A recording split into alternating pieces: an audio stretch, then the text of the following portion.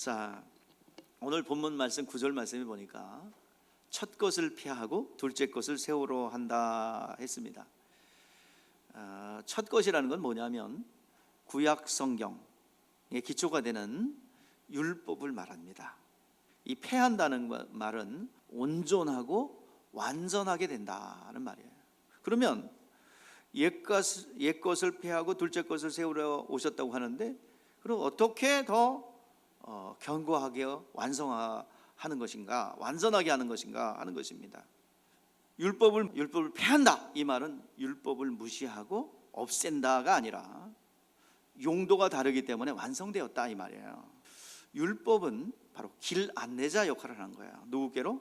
그리스도께로 인도하는 길 안내자입니다.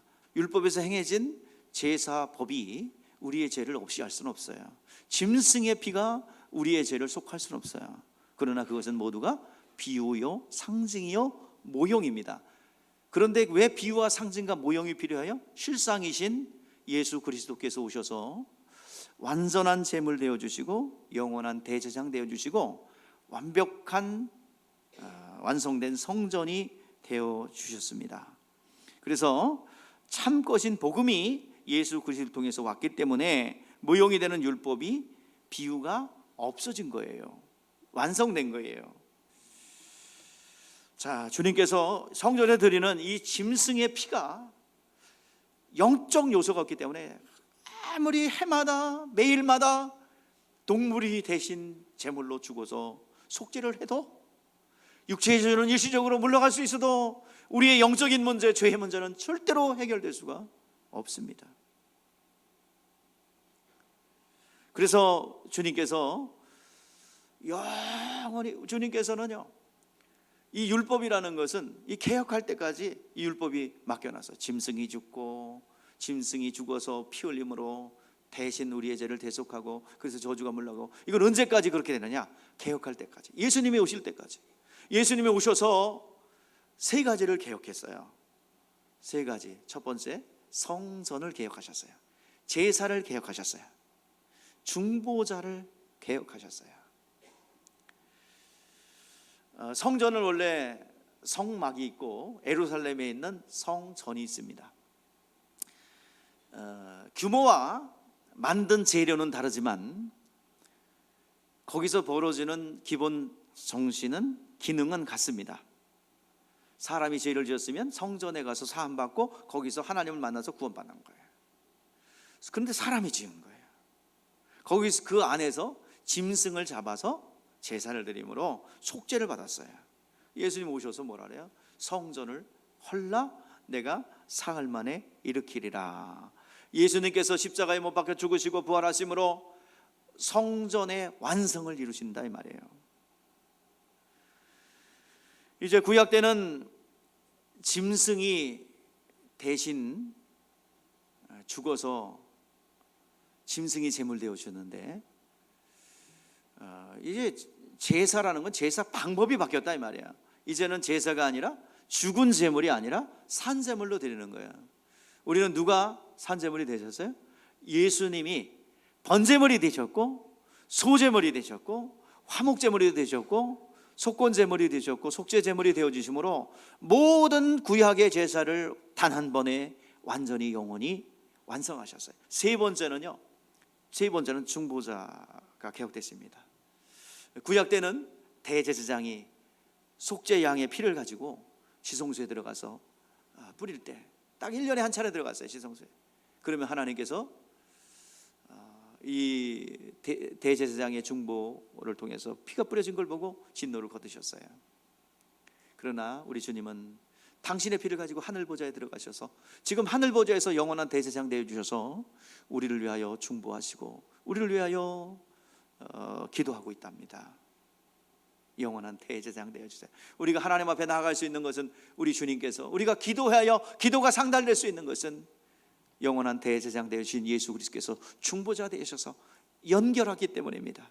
이제 예수님께서 오셔서 완전한 셈을 되어 주시고 완벽한 실상, 성전의 실상 되어 주시고 영원한 대제사장 되어 주셨습니다. 그래서 구약 때는 계속 요구하는 게 뭐야? 죽음을 강조합니다. 희생제물, 죽음을 얘기합니다. 죽음과 부활은 얘기하지 않아요. 짐승을 죽여라, 죄의 색은 사망이다, 참 죽음만 얘기합니다. 그런데 예수님이 오셔서 완전하게 말끔하게 단 한 번에 해결해 주셨다는 것입니다. 여기서 우리가 단 한 번에 속죄받는 것은 원죄를 말합니다. 자, 그래서 원죄는 타락한 본성인데, 타락한 본성이 뭐냐? 스스로 살려는 거예요. 예수님께서는 이 타락의 본성으로부터 우리를 구원하시기 위해서 단번에 완전한 셈을 되어주시고 죽으셨어요. 1년에 단 한 차례 성전에서 죽은, 짐승이 죽은 이 사건은 영원한 셈을 되어주시고 영원한 것에 대한 비유이야 상징입니다. 요한일서 2장 1절의 말씀에 죄를 범하지 않는다는 얘기는 죄를 한 개도 안 짓는다는 얘기가 아니라 죄를, 이 시간 원죄를 없애버리고, 그리고 자범죄, 생각의 죄가 들어왔을 때 이것을 밀어낼 수 있는 힘이 있고, 그리고 이 육신이 약하여 범죄했다 할지라도, 자범죄를 저질렀다 할지라도 이것을 내 안에 머물지 있지 못하고 쫙 밀어냅니다. 레위기 16장에 보면은 대속죄일 날이 있어요. 7월 10일인데 2마리 양을 가져와요. 먼저 2마리 양 중에 한 마리를 제비를 뽑아요. 대제사장이 제비를 뽑으면 그 뽑힌 양은 이스라엘 백성들을 위해서 대신 죽는 속죄 양이 됩니다. 그리고 나머지 양은 아사셀의 염소라고 그래요. 그래서 이 속죄 양을 잡아가지고 대제사장이 잡아서 그 피를 가지고 어디 들어가냐면 번제단에다가 뿔에다 바르고, 그리고 지성소로 들어가요. 그래서 피를 가지고 속죄소, 즉 법회를 덮는 뚜껑을 뭐라 그래요? 속죄소라고 그러죠. 속죄소에다 7번 딱 뿌려요. 그리고 그 앞에 동쪽에다 7번 뿌려요. 그러면 하나님께서 대제사장이 가지고 들어온, 중보자가 되어 가지고 들어온 그 피를 보고, 생명을 보고 진노를 거두세요. 가슴 졸이면서 기다리고 있다가 다 밖에 나가서 하나님이 우리의 죄를 대속했어, 그리고 우리 아사셀의 염소에게 안수하면 백성들이 거기다가 막 외쳐요. 내가 이런 죄를 저질렀습니다. 막 회개하고, 그러면 백성들의 죄가 어디로 옮겨가요? 다 중보자인 대제사장을 통해서 싹 다 아사셀의 염소에게 옮겨가요. 그리고 그를 3일길쯤 되는 아무도 살지 않는 무인지경으로 가서 버리고 옵니다. 보는 앞에서 나의 죄가 다 옮겨갔구나. 그리고 자유로워요. 이건 뭐 얘기하는 거야? 예수님께서 아사셀 염소 되심을 얘기하는 거예요. 성령 강림이. 속죄 양은 예수님에게 피 흘려 죽으시고 부활하시고 것까지, 그리고 그 사실이 생명이 되는 것은 성령이 임하셨을 때, 증인들에 의해서 공포됐을 때 비로소 이 예수의 행하신 일들은 각 생명이 됐던 거예요. 예수의 보혈의 공로로 완전히 신분이 바뀌었어요. 그건 단 이례적입니다. 이제 단 한 번에 완전한 제물 되어주시고 제사를 드리신 예수 그리스도께서 우리의 원죄를 해결하셨습니다. 그렇기 때문에 여러분은 다시는 죄값을 또 치르려고 할 필요가 없어요. 두려워할 필요도 없어요. 다시 반복할 필요 없어요. 그러면 우리가 계속 범죄하잖아요. 자범죄가 있고 생각의 죄 있잖아요. 이건 어떻게 하면 돼요? 구약 성경에 이스라엘 백성들이 매일매일 짓는 죄는 뭐로? 비둘기를 따서 드렸어요. 비둘기의 피를 받았어요. 그렇기 때문에 우리 안에는 누가 들어와 계세요? 성령으로, 예수의 이름이 성령으로 들어와 계세요.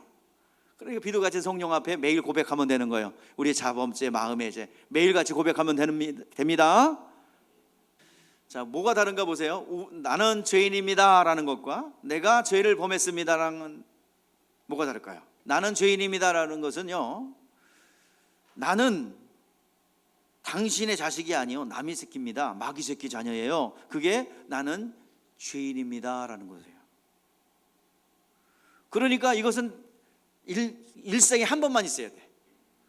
그 하나님의 한 번 자녀가 된 것은 변하지 않아요. 성령 받아서 딱 인치면요 변질되지 않습니다. 언제나 자녀야. 죄인입니다 하면 안 돼요. 뭐라 그래야 돼요? 이제는 나는 죄를 범했습니다, 죄를 지었나이다. 이 말은 뭐냐면 나는 여전히 타락하여 아버지 품을 떠나 있었지만은 우리는 나는 뭐였다? 여전히 당신의 자녀입니다라는 고백이에요. 여러분들, 우리 자녀는 그와 같다는 거예요. 하나님 앞에 당당하세요. 자신감을 가지세요. 여러분, 우리 하나님 아버지는 크신 분입니다. 우리가 모든 부분에서 잘 되기를 원하시는 분이세요. 여러분 사랑하시고 100번이고 1000번이고 용서해주고 용납해 주시는 하나님이십니다. 이게 이제 비유가 아니라 실상이란 말이야. 지금 실상, 예수님 오셔서 실상의 삶으로 하나님의 자녀되는 권세를 여러분 누릴 수 있기를 바랍니다. 자, 부활하신 예수님께서 제자들에게 명령하신 건 성령 받으라 그랬어요. 성령 받아라. 성령이 내 안에 들어온 순간부터 이제는 우리는 실상의 삶을 산다 이 말이야. 비유의 삶이 아니라, 모형의 삶이 아니라, 구약 때는 예수 오시기 전까지, 성령이 임하기 전까지는 모형의 삶이요 비유의 삶이었어요. 그리고 그 실상에 대한 사모함만 가지고 지냈어요. 이제는 예수께서 오셨고, 그리고 성령께서 오심으로 이 모든 예수께서 이루어놓으신 모든 것이 실상이 됩니다. 우리 주님께서 제일 먼저 한 얘기는, 일은 공생애의 첫 번째 미니스트리 천국이 가까웠는지를 하고 하신 일은 마귀를 진멸한 거예요. 실상의 세계인 마귀를 진멸하고 들어가셨어요. 그래서 우리 그 마귀에게 시험 받았다고 표현하고 있는데, 그 성령 받고 나서 바로 한 것이 그거예요. 영적 세계. 어디로 갔어요? 광야로 갔어요. 우리가 성령 받는 순간에 우리는 실상의 세계로 들어간 것입니다. 우리는 지금 영적 세계에 들어와 있는 거예요. 광야로 가 있는 거예요. 음부로 가 있는 거예요. 이제 세상에 살고 있지만 우리는 영적인 세계, 실상의 삶을 살고 있고, 그런 실상의 세계를 지배하는 영적 존재와 전투를 하고 있습니다. 그래서 우리의 싸움인 혈과 육의 등이 아니에요. 이제 하늘은 공중 영적 전쟁이라고 하고 있다. 요 실상을 알게 된다 이 말이에요. 실상의 세계에 들어왔음에도 불구하고 이걸 모르면요, 게으르거나 기도하지 않거나 영적으로 무지한 거예요. 기도하지 않는 거예요. 예수께서 하늘 보좌에 부활하여 앉아 계시기 때문에 주님은 영원히 살아계신 분입니다.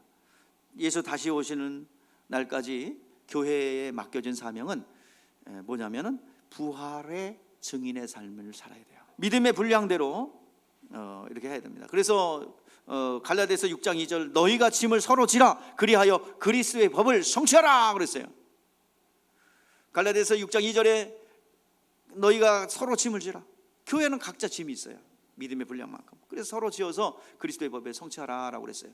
아무한테나 이 증인의 삶을 맡겨준 건 아니에요. 천사에게나 맡겨주지도 않았어요. 불신자에게 맡겨주지 않았어요. 오직 누구한테 맡겨줬느냐? 부활의 목격자들에게만 맡겨줬어요. 그리고 성령 받은 사람에게. 자, 우리 읽어볼게요. 같이.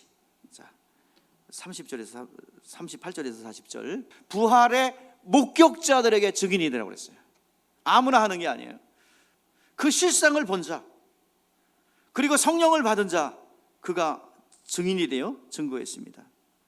자, 우리는 예수 부활의 실상을 사는 삶을 사는 것 자체가 예배이며, 제사가 죽은 제사가 아니라 산 제사로서의 실상으로 드리는 거예요. 우리 제사는 우리의 삶 자체가 영적 세계를 알고 실상인 예배의 실상을 우리가 드리고 있다 이 말이에요. 자, 로마서 12장 1절입니다. 우리는 비유와 상징의 제사를 드리는 게 아니에요. 짐승의 피로 드리는 게 아니에요. 실상이신 예수 그리스도의 보혈의 능력으로 부활의 증인의 삶을 사는 실상의 삶을 살고 있다 이 말이에요.